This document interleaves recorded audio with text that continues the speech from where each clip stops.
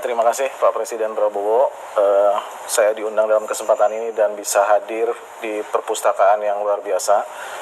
Saya pernah baca buku Bapak mengatakan bahwa the leader is reader. Jadi Bapak membuktikan itu bahwa memang Bapak pemimpin yang banyak sekali baca dan terbukti dari buku-buku ini. Dalam kesempatan ini saya ingin bertanya ini Pak Presiden. Bapak sudah saya mengikuti Bapak sejak konvensi 2004. Kalau dalam konteks cita-cita dan tekad sama persis seperti yang dulu pernah Bapak sampaikan. Yang berbeda saat ini adalah Bapak eksekutif. Artinya eksekusinya yang justru yang berbeda. Ya. Gitu. Kalau saya hitung Pak Presiden sejak terpilih ini sebagai presiden elektif itu sudah 1 tahun. Sedangkan sebagai pemerintah boleh dikatakan dalam waktu dekat nanti 6 bulan. Akhir April 6 bulan. Akhir April 6 bulan. Baru betul. 5 bulan. Ya. Jadi cepat sekali waktu cepat ya. betul. Nah, Indonesia nggak ini ada hari Sabtu, nggak ada hari tidak ada hari libur. Tadi saya dengar Pak Presiden juga tidak ada kasih. libur. Hari Minggu sudah datang ke sini. Betul. Terima kasih. Termasuk hari ini libur. Nah, tadi Pak Presiden sudah menyampaikan capaian-capaian ya dalam 130 hari. Pertanyaan saya Pak Presiden kan selalu melihat Indonesia dalam konteks realism survival seperti yang waktu itu pernah Bapak sampaikan. Tantangan kita pasti ada geopolitik, ada geoekonomi, sekarang terbukti dengan Trump, tarif. Kemudian persoalan ekonomi domestik. Ya. Bapak selalu mengatakan ada ICOR yang juga masih rendah, yang harus kita kejar. Ya. Tapi itu semua terpulang pada birokrasi. Karena Bapak sebagai eksekutif pasti harus mampu menggerakkan cita-cita Bapak ini dengan birokrasi yang sangat luar biasa. Sangat masif tapi juga sangat efektif gitu. Dan birokrasi ini pasti dibutuhkan juga rule of law. Bapak sering mengatakan negara gagal kalau terjadi korupsi dan itu adalah hukum. Nah, pertanyaan saya Pak Presiden, sejauh ini Bapak melihat dalam 6 bulan Bapak bekerja sebagai kepala pemerintahan dan kepala negara, kalau dari skala 1 sampai 10 Pak Presiden, ini sudah berapa Bapak menilainya? Pencapaian Bapak ini, karena banyak yang berharap Bapak ini justru melakukan lompatan, karena kita cuma punya waktu 13 tahun untuk mencapai Indonesia emas, dan Bapak punya waktu 5 tahun, dan sekarang sudah hampir 1 tahun. Artinya Bapak melihat skala 1 sampai 10 dalam 6 bulan ini sudah berapa? Apakah nanti 6 bulan ke depan akan ada strategi yang berubah untuk mempercepat lagi? Pertanyaannya tadi Pak, birokrasi dan penegakan hukum. Karena kita melihat justru jangan-jangan itu sebagai kuncinya. Penegakan hukum dimulai dari tentunya aparat penegak hukum. Karena penegakan hukum yang baik adalah bukan ke depan, tajam ke depan, tapi tajam ke dalam. Bukan tajam ke bawah, tapi juga tajam ke atas. Nah, mungkin itu Pak pertanyaan dari saya Pak. Baik, terima kasih. Saya kira pertanyaan sangat bagus.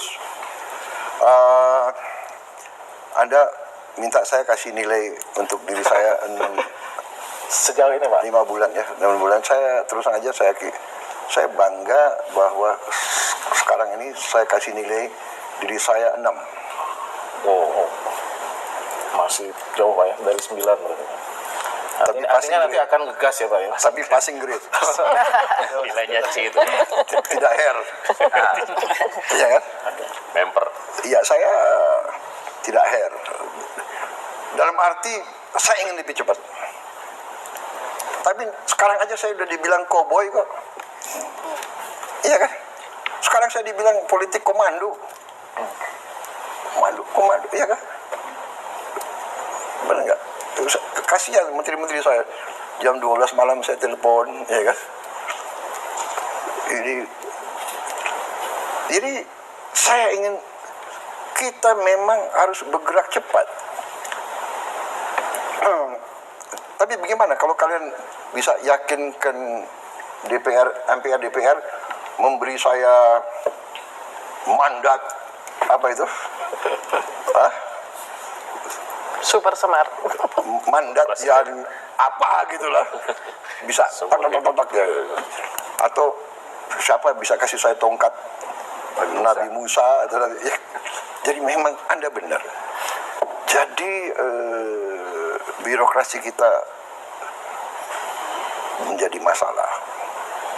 Dan sikap mental, saudara-saudara, demokrasi ini membuat semua politisi yang dipilih, bupati, wali kota, gubernur, harus membalas tim sukses, harus membalas mereka yang mendukung. Artinya apa?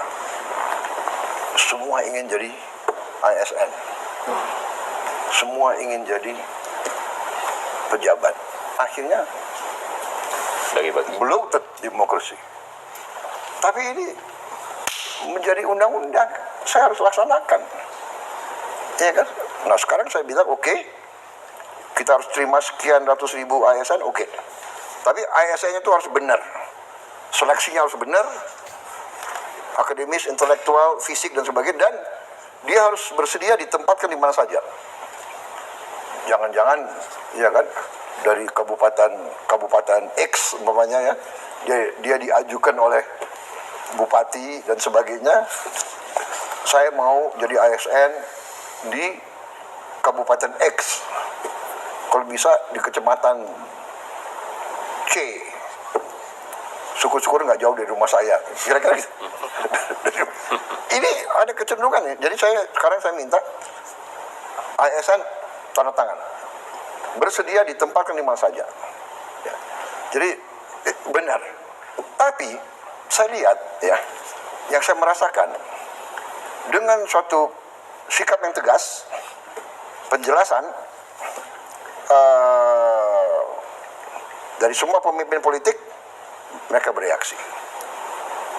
Saya dulu diberitahu kalau Inpres, Kepres, PP, ya, produk-produk dari istana itu katanya minimal 6 bulan, rata-rata 10 bulan sampai 18 bulan. Ya, mungkin Anda dengar juga ya.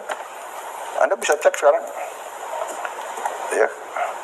Perpres, Inpres mungkin kalau 3 minggu udah paling lama itu mungkin. Pupuk itu cepat, Pak. Soal pupuk itu cepat. Cepat gitu. 150 aturan. Cepat enggak.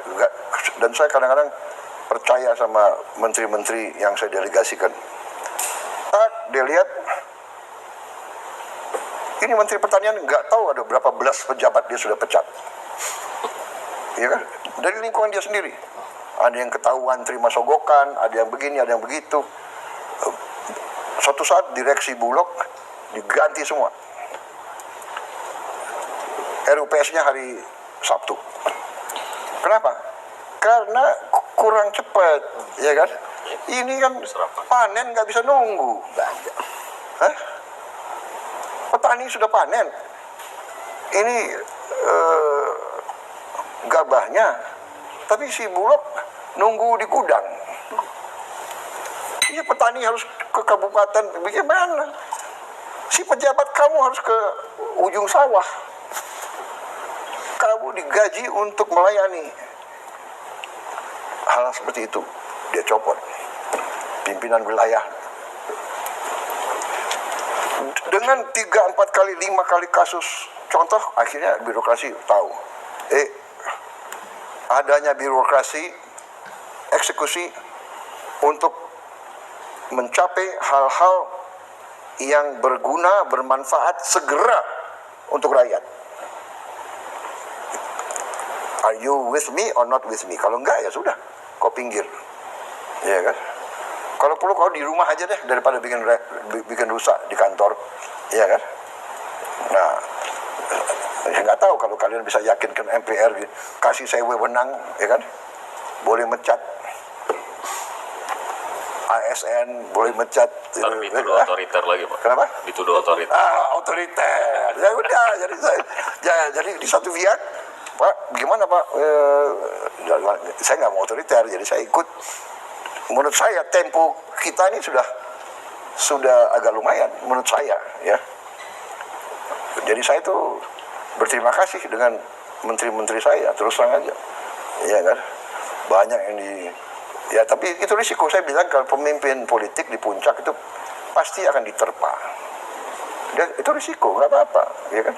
Yang penting niat kita baik. Niat kita baik, berbuat untuk rakyat, dan kita juga harus kesatria. Saya udah kasih tahu. Saya kalau dalam tahun keempat, kelima, saya menilai saya tidak mencapai apa yang saya inginkan, ya saya akan berhenti dari politik. Iya kan? Saya hanya mengabdi untuk rakyat, nggak ada apa-apa lagi. Iya kan? Saya kira saya berhak untuk istirahat, ya kan sebetulnya.